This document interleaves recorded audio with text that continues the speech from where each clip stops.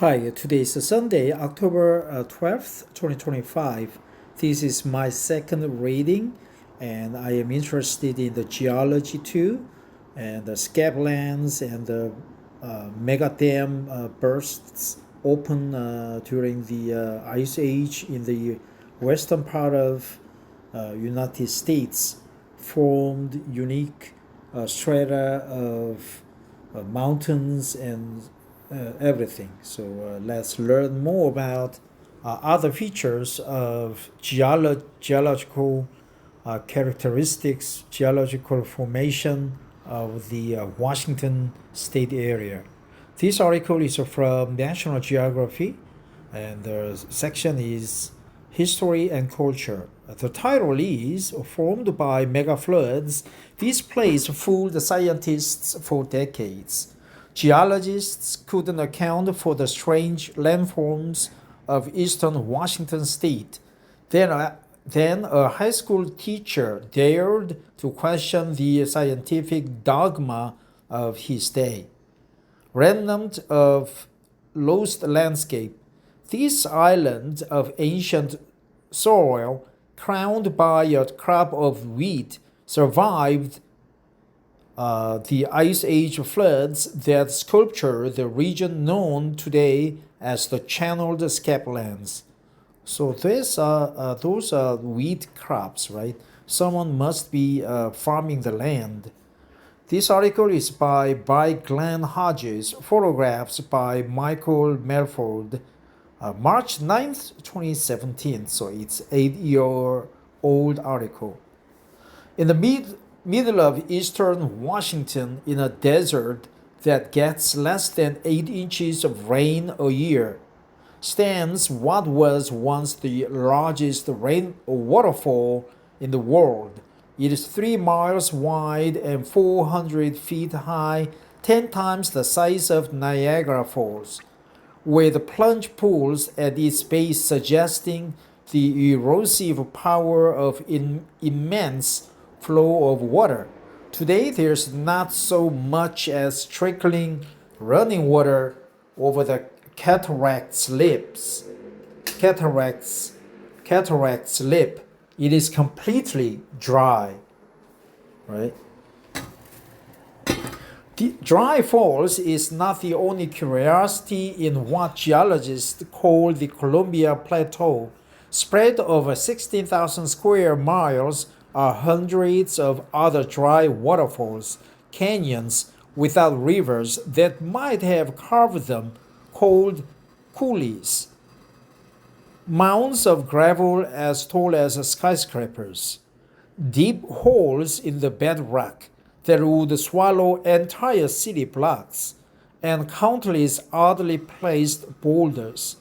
All across southeast Washington, furrowed rolling hills border eroded tracts of volcanic basalt, right? Basalt, volcanic basalt, as if Kansas farmland and Utah Canyon land had been chopped up and sewed together, creating a topographic Frankenstein's monster. The first farmers in the region named the rocky parts scablands and dismissed them as useless as they planted their wheat on the silt-rich hills. But geologists were not so dismissive. To them, the scablands were an enigma. What could have caused this landscape?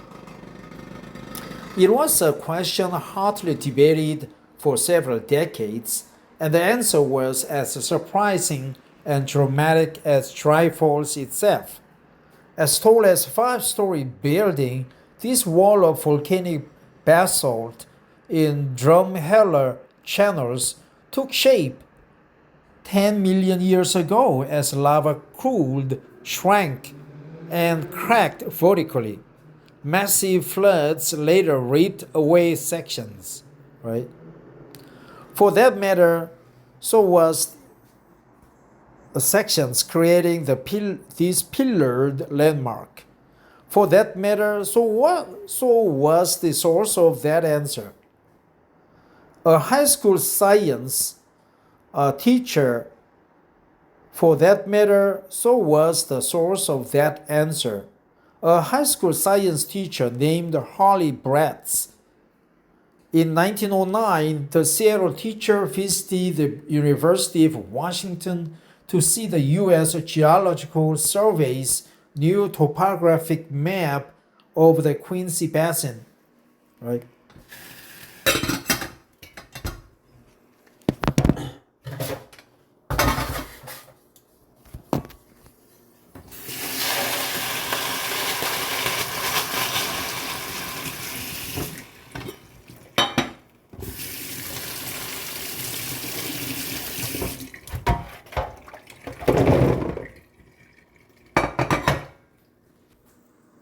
For the matter, so was the source of that answer. A high school teacher, I was just cooking or boiling chestnuts, one of my favorites. I picked the chestnuts this weekend a lot, and I shared many with other people, and I brought some, I don't know, half the amount of chestnuts into a dormitory. I'm just cooking them.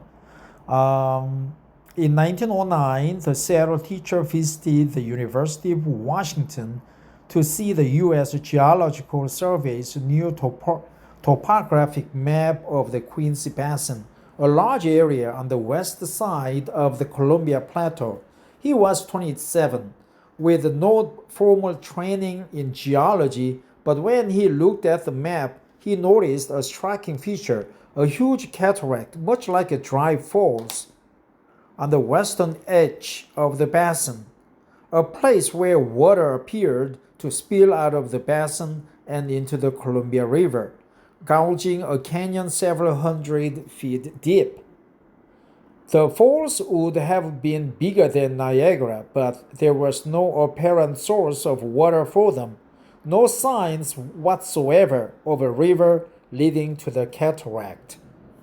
Bretz asked the faculty in the department about the feature, called potholes coulee, but they had no answers for him, nor could they explain many of the other unusual features of the region.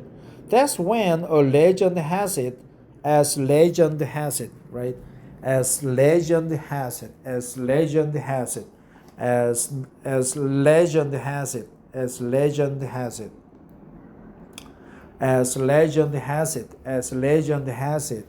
Bretz decided to become a geologist. He earned his PhD in geology from the University of Chicago 4 years later, changed his professional name from Harley to J. Holland to sound more respectable, and in 1922 returned to eastern Washington to take a closer look at the plateau and its scablands. And after 2 seasons in the field, his conclusions shocked even himself. The only possible explanation for all the region's features was a massive flood, perhaps the largest in the Earth's history, a debacle which swept the Columbia Plateau, ripping soil and rock from the landscape, carving canyons and cataracts in a matter of days. All about hypotheses meet fatal objections. All other hypotheses meet fatal objections, he wrote in a 1922 paper.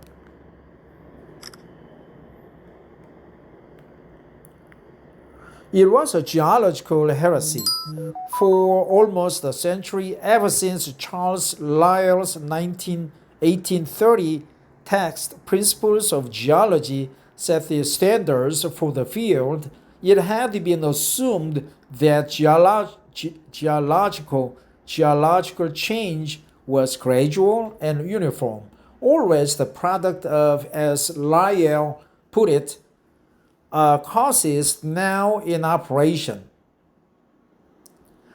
And floods of quasi-biblical proportions certainly did not meet that standard. It didn't matter how meticulous Bretz's research was or how sound his reasoning might be, he seemed to be advocating a return to geology's dark ages when scientists used the catastrophic explanations for the Earth's features to buttress theological presumptions about the age of Creator's divine handiwork. It was unacceptable. How did canyons and cataracts form by rivers, of course, over millions of years, not gigantic floods, period?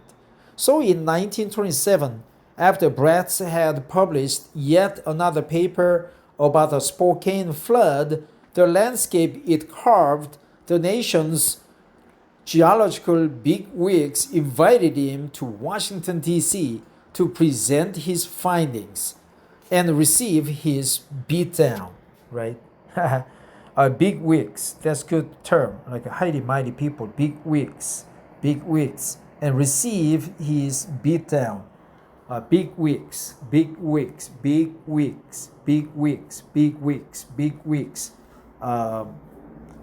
Receive his beatdown.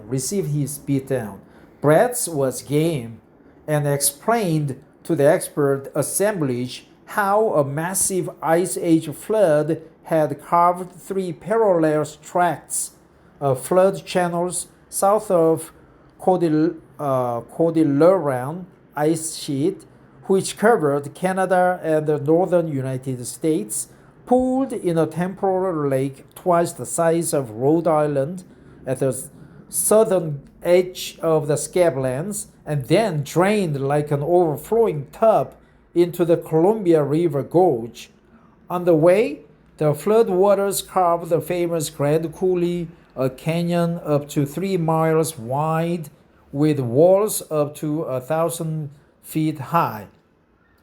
Cut hundreds of waterfalls, washed away entire hillsides, deposited gravel bars hundreds of feet high, carried rocks the size of cars and even small houses, and created a terrain of braided channels across eastern Asia, or eastern Washington. Wow, grand. Coulee, right? Scablands, coulees, cataracts, waterfalls, dry waterfalls, bigwigs received his beatdown. Bretz was game. Bretz was game, right? Bretz was game.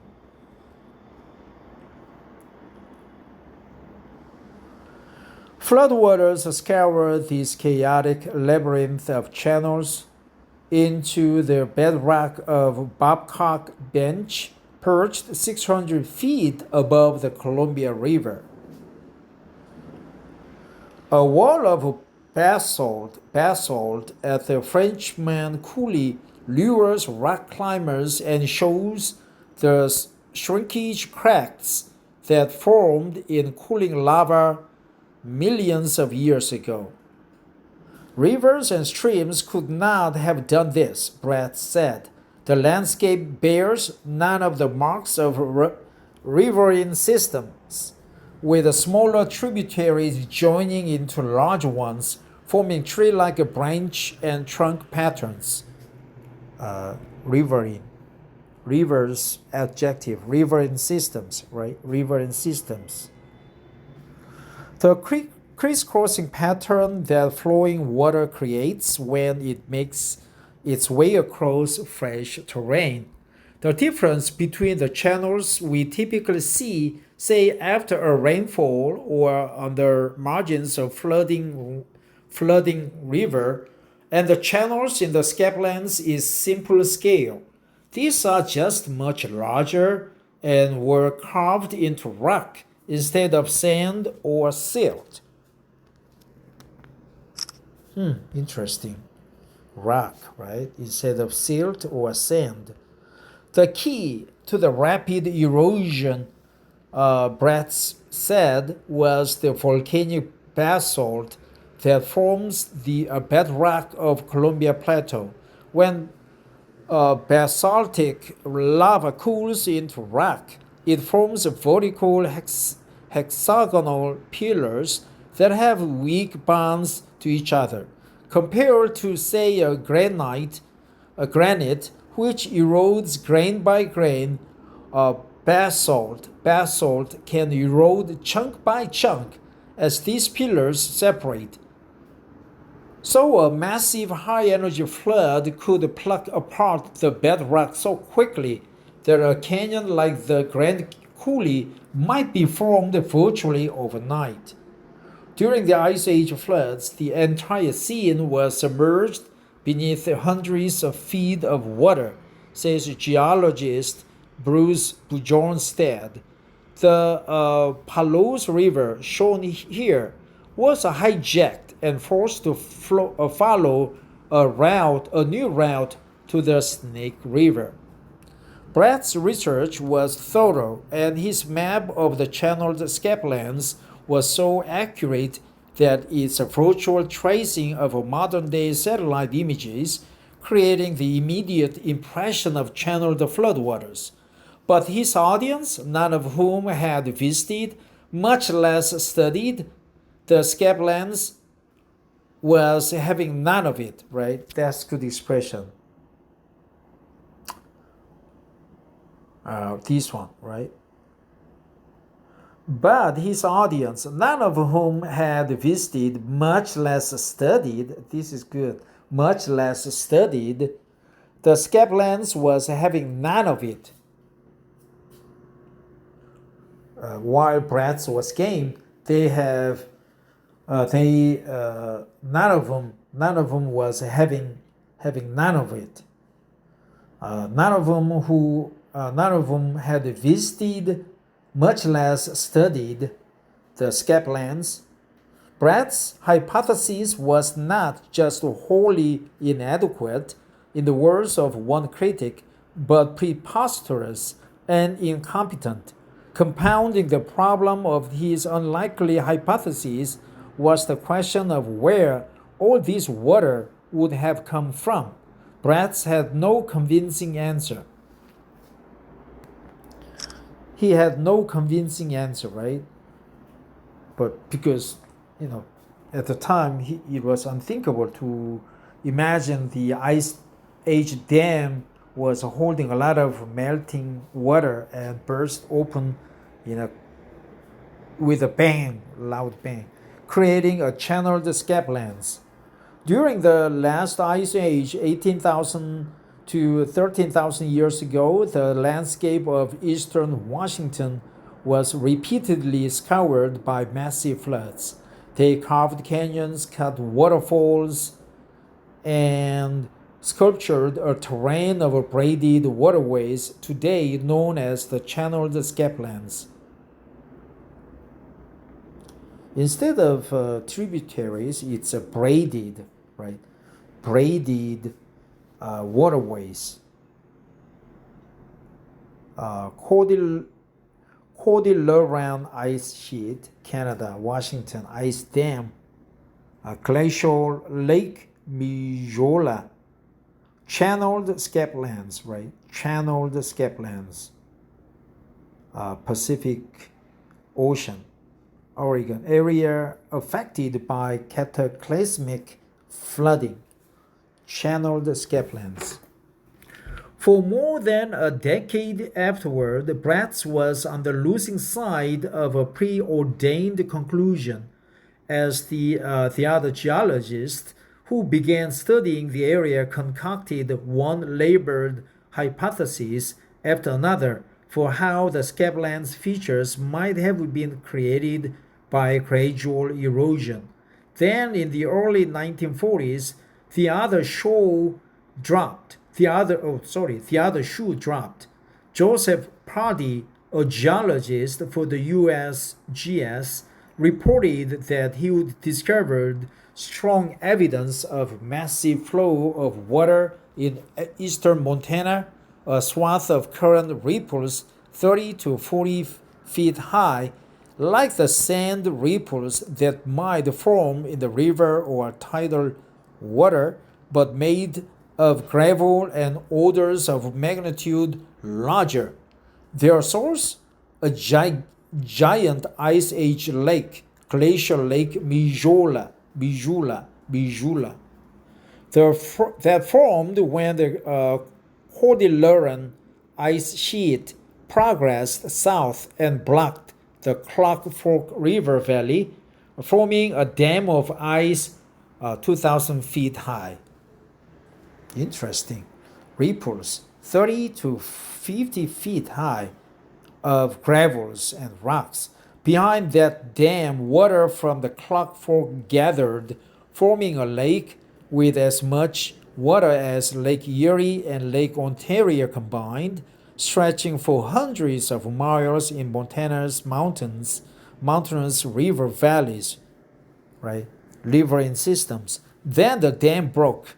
A torrent of water with 10 times the combined flow of all the world's rivers barreled into eastern Washington, reaching speeds approaching 40 miles per hour. Wow!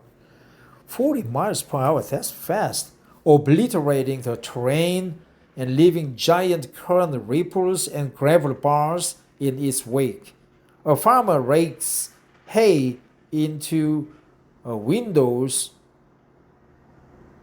near Moses Lake. The rows follow the circular pattern of a pivot irrigation. A farmer rakes hay into windrows, right? Not windows, windrows near Moses Lake. What is windrows? I saw this word several times, but I cannot make sure. Right, windrows. So the cut hays are formed windrows near Moses Lake. The rows follow the circular pattern of a pivot irrigation. Right, so irrigation is not just a square or linear or circular. It's just circular, right? It's circular pivotal irrigation. It would take another 2 decades to win the establishment over. But for many geologists, this was convincing evidence that Bretz flood was real. The impossible had happened after all, right?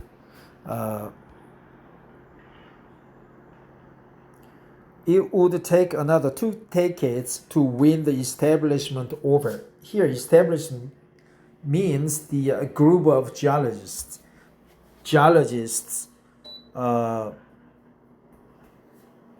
Association, right? But for many geologists, this was convincing evidence, right? Yes, legend has it, convincing evidence, they are non-countable. Convincing, for many geologists, this was convincing evidence that Bretz flood was real.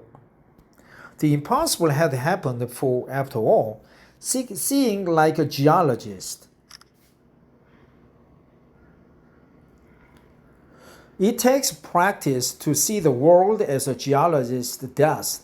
When I got my first glimpse of the channeled scablands more than 20 years ago on Interstate 90 west of Spokane, I was struck by their strange beauty. By the way, rolling fields of wheat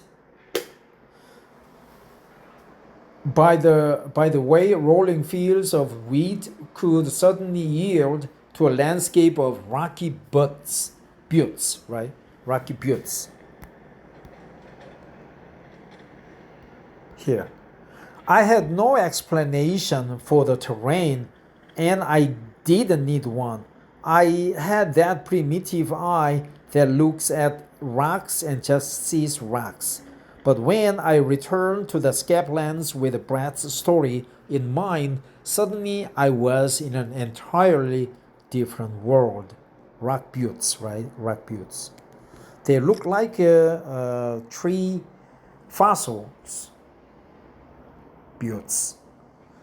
Plummeting nearly 200 feet, Palos Falls is a trickle compared to the mega floods that carved this canyon and shaped the surrounding landscape of eastern Washington state. Standing in the middle of the broad swath of scablands extending from horizon to horizon, my mind's eye could clearly see the floodwaters blasting through 80 miles per hour, like a raging inland sea, ripping up everything not strong enough to stay moored. Driving through what's known as the Ephrata Fan, the broad open area where floodwaters left the confines of the Grand Coulee and spread out and slowed as they neared what would become ancient and very temporary Lake Louise. I easily understood why the landscape was riddled with boulders. As the water lost speed, it began dropping all the rocks it was carrying. Right? Word.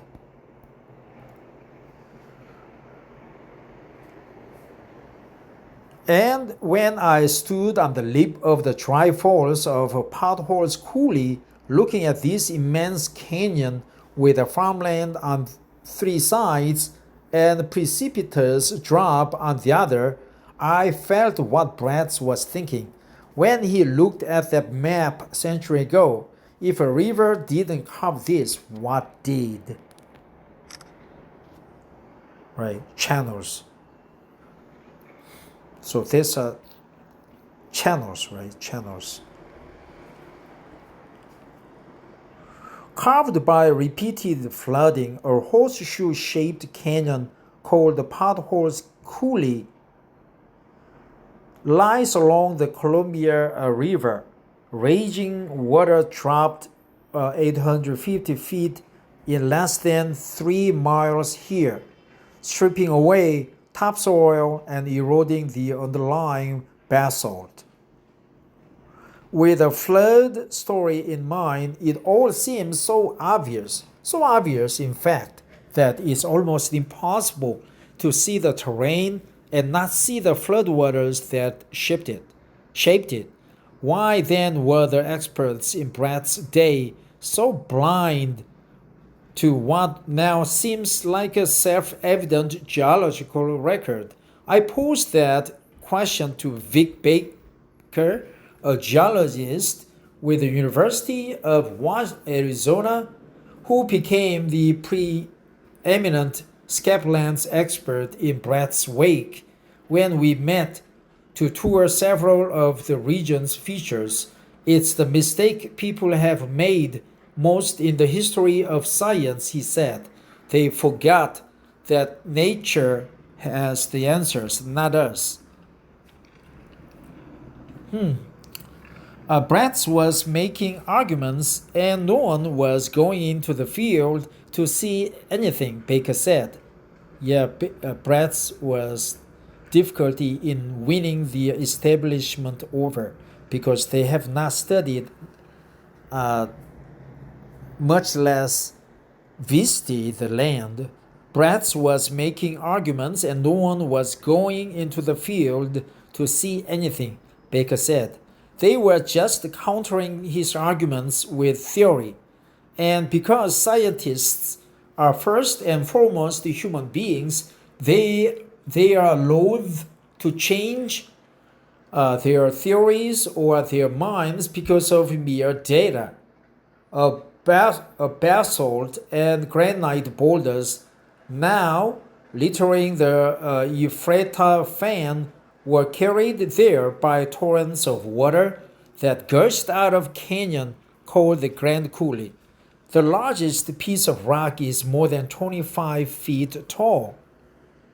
Baker told me a story as he looked out at Palos Falls, another dramatic cataract at the head of a massive canyon, with a stream running through it that seems comically out of scale, like a toddler wearing a grown man's boots. Sometime in the late 1950s or early 60s, a geologist named Aaron Waters brought one of Brett's most vocal critics, James Gillooly, the one who'd called his ideas preposterous and incompetent, to the scablands for a first-hand look. As they took in the side of the falls and the canyon, Coulee was dumbfounded by their skill.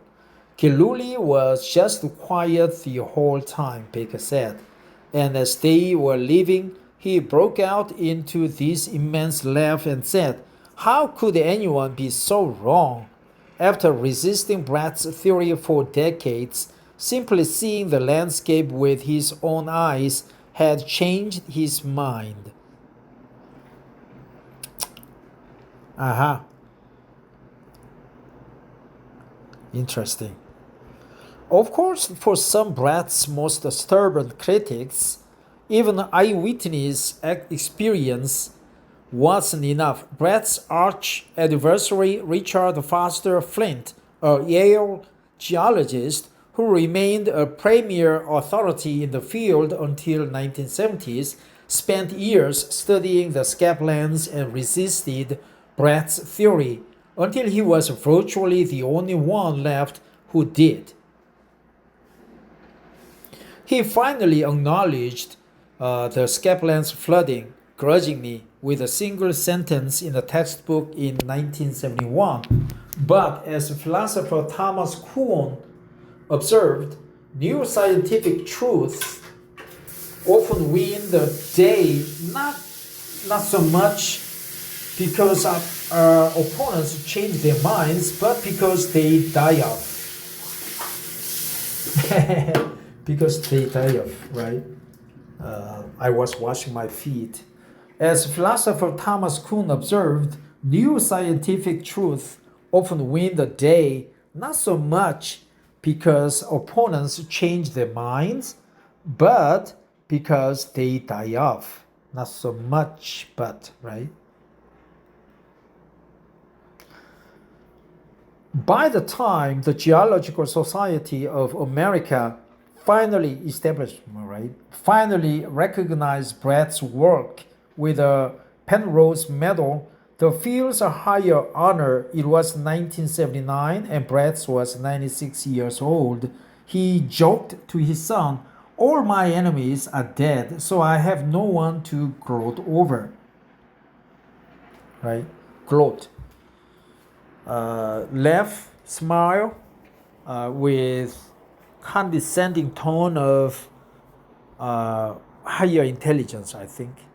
It was tempting to see this story as a simple mortality tale with the good guy geologists lining up against bad guy geologists in a battle between open-minded inquiry and closed-minded dogmatism. Open-minded inquiry, that's good. Contrasting expression. Open-minded inquiry and closed-minded dogmatism. But that might just compound the error because it neglects the fact that scientists almost always favor their own theories over others, and rarely are those theories completely right. Enter Richard Waite, a geologist with the USGS. In 1977, Waite was exploring the Walla Walla Valley in southern Washington when he noticed that one of the 40 sediment layers from the temporary flood lake contained ash from an eruption of Mount St. Helens. It had been assumed that all those layers had been laid by one flood event, but if only one of them had the volcanic ash, it meant that each of those layers must have represented a separate flood. I knew right away, that's logical, right?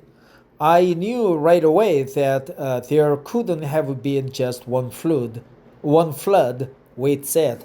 But when he published his findings in 1980, arguing that there had been at least 40 Ice Age floods in the scablands, he faced such stiff resistance that he felt like Bretz himself. Baker and his students were totally against it for years. He said, and the irony for Waite is that the lines seem to be drawn just as they had been drawing during the initial controversy.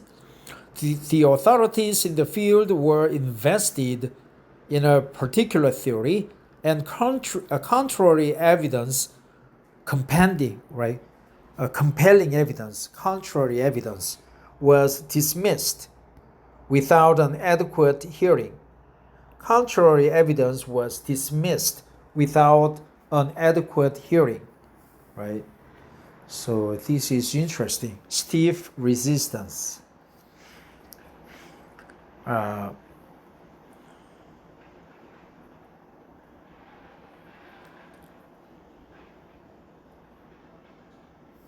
The authorities in the field were invested in a particular theory. Contrary evidence was dismissed without an adequate hearing.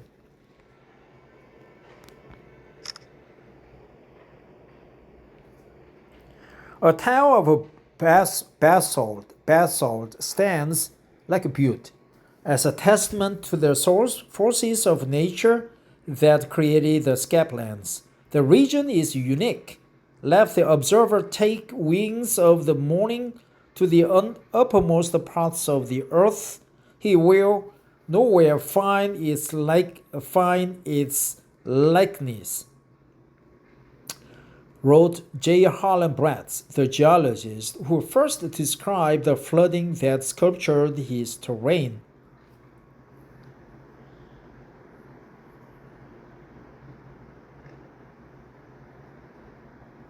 It turns out that Wade was right. In fact, subsequent research indicates that 80 or more floods ravaged the scablands near the end of the last ice age, repeatedly over a 2,000 to 3,000 year span, ending nearly 13,000 years ago.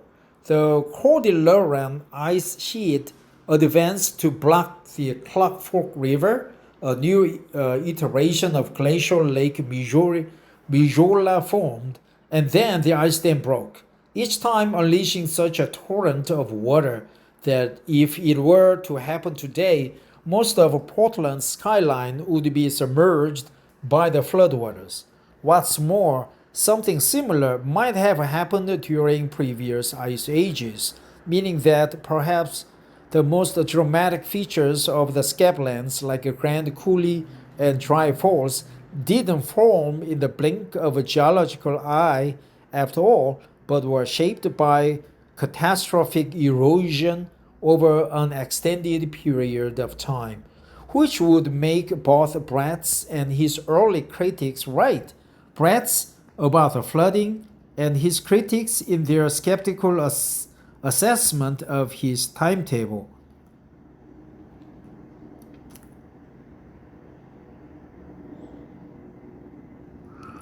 This wouldn't have come as a complete surprise to Bretz.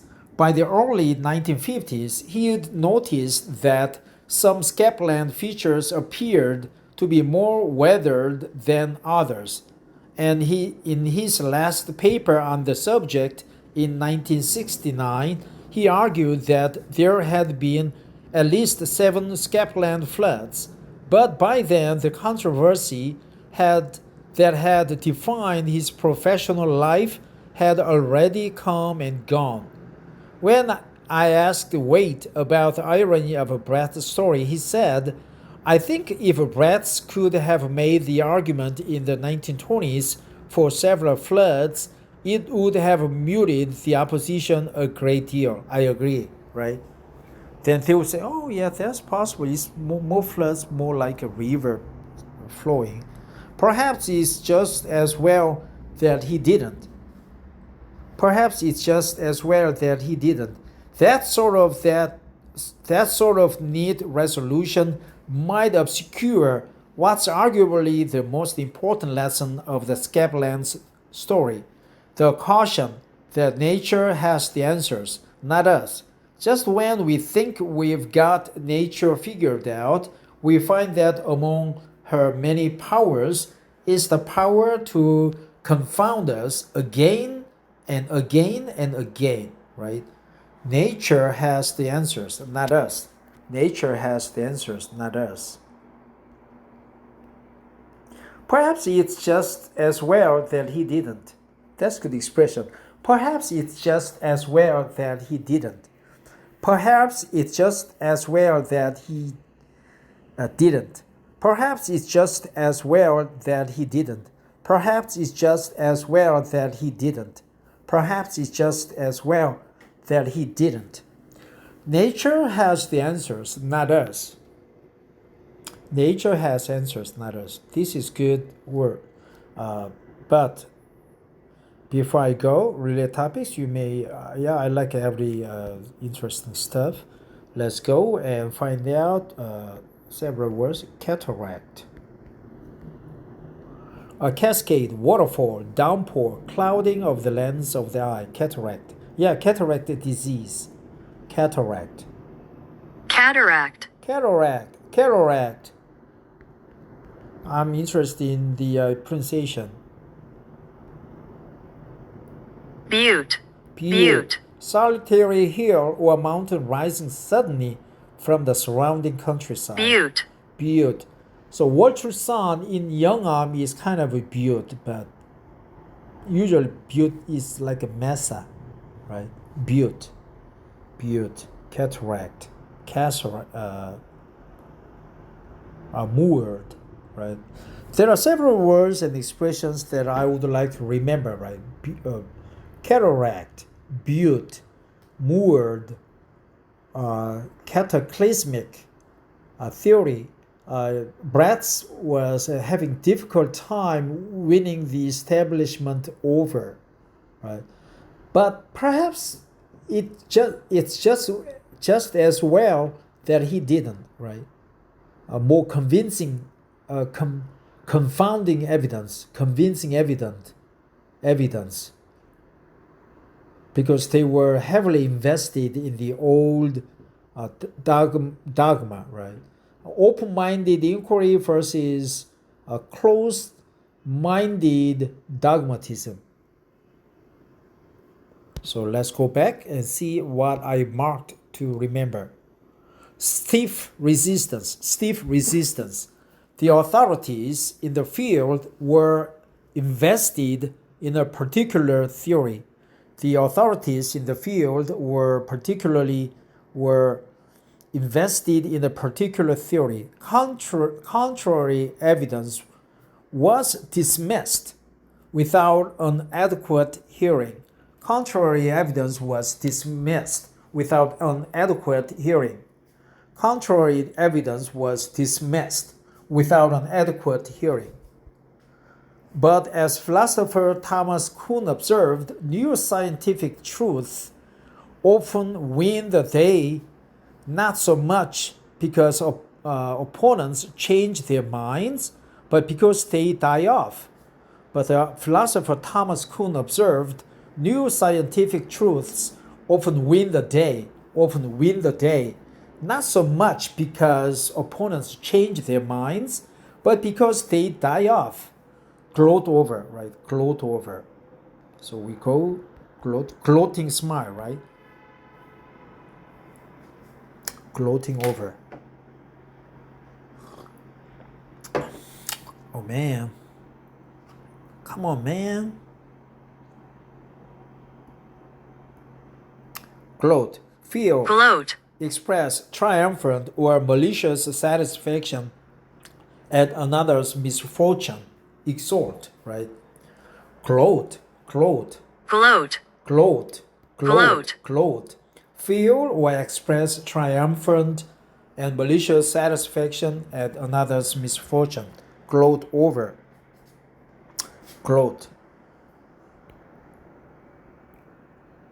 Moored. Butte. Windrows. It would make another 2 decades. It would take another 2 decades to win the establishment over, but for many geologists, this was convincing evidence that Bretz's flood was real. It was convincing evidence. It was convincing evidence that Bretz's flood was real. Irrigation windrows, right? This time we go to graphics, right? Images. windrows.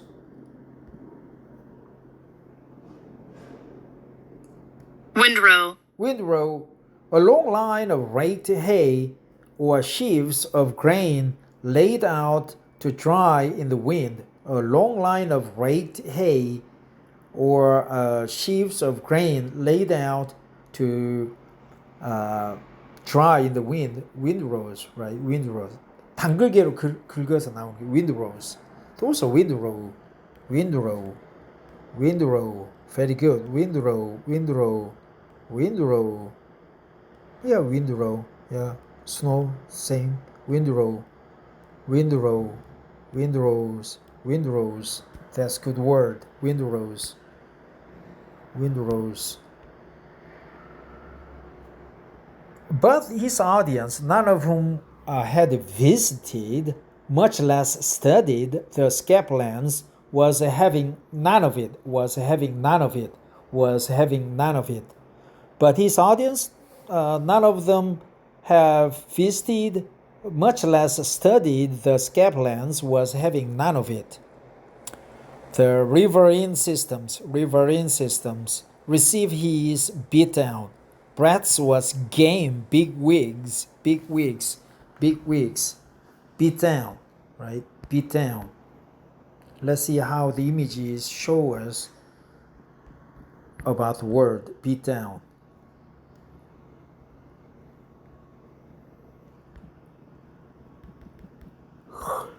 Beat down. Yeah, fight. Beat down. Beat down. Beat down. So we go back and check out the word beat down.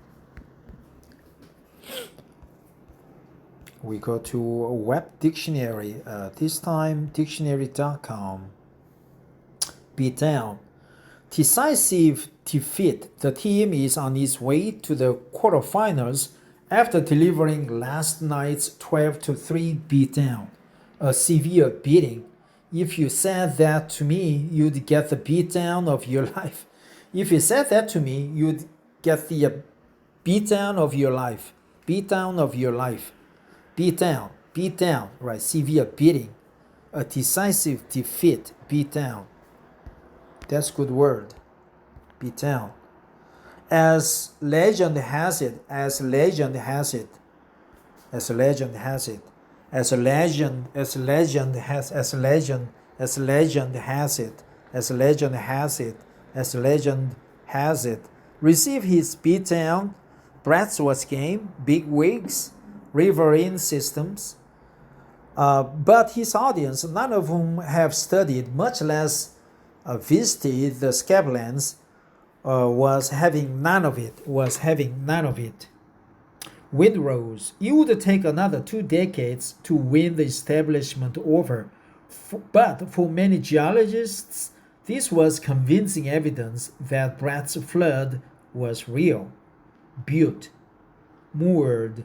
But as the philosopher Thomas Kuhn observed, neuroscientific truths often win the day, not so much because opponents change their minds, but because they die off. Opponents, right? Opponents. Not so much. Glowed over. Stiff resistance. The authorities in the field were invested in a particular theory, and contrary evidence was dismissed without an adequate hearing. Well, that's it. Thanks for listening. Have a great day. Bye-bye.